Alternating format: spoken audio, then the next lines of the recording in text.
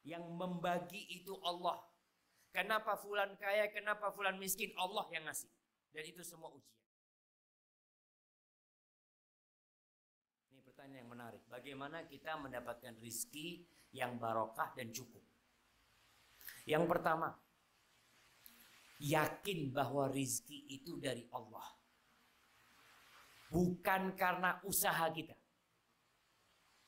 Jangan pikir kalau saya semakin kerja keras, uangnya semakin banyak. Ada orang yang kerja keras, lembur sampai sakit-sakit, rizkinya tetap.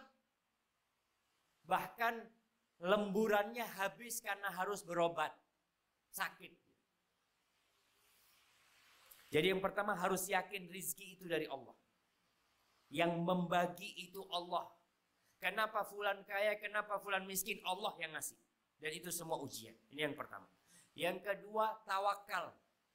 Ketika kita yakin Allah yang ngasih, hati kita ini berserah diri kepada Allah. Ya Allah, pagi hari berangkat kerja, baca doa. Bismillahi tawakkaltu ala Allah.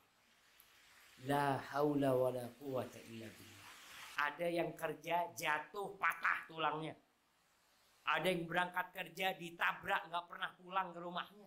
Banyak kejadian. Maka ini harus ada pada diri kita. Yakin, kemudian kita bertawakal kepada Allah.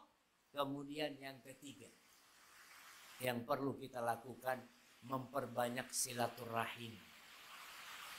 Jadi ketika dapat rezeki, pikirkan keluarga kita yang miskin.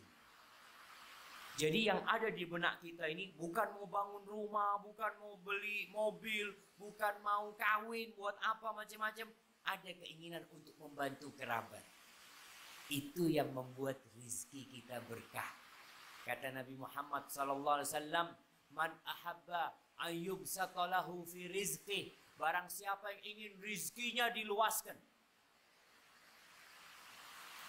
Wa yunsa'alahu fi athari. Ingin umurnya dipanjangkan. Fal yasil rahimah. Hendaklah dia silaturahim. Kemudian yang keempat, sholat malam. Kata Rasul sallallahu alaihi wasallam, ini pesannya Jibril kepada Nabi alaihi salatu wasallam. Wa'lam anna syarafal mu'min qiyamuhu bil lail. Ketahuilah kemuliaan seorang mukmin itu ketika dia salat malam. Wa izzatahu istighna'uhu 'anil nas. Dan kehormatan dirinya ketika dia tidak butuh sama orang, tidak minta-minta sama orang. Maka dengan cara seperti itu mudah-mudahan diberkahi. Waktu salat, salat. Waktu berzikir, berzikir. Jadi ketika masuk waktu sholat, tinggalkan pekerjaan. Sebentar, berapa sih tinggalkan kerjaan? 10 menit. Kita makan setengah jam, tiduran setengah jam bisa.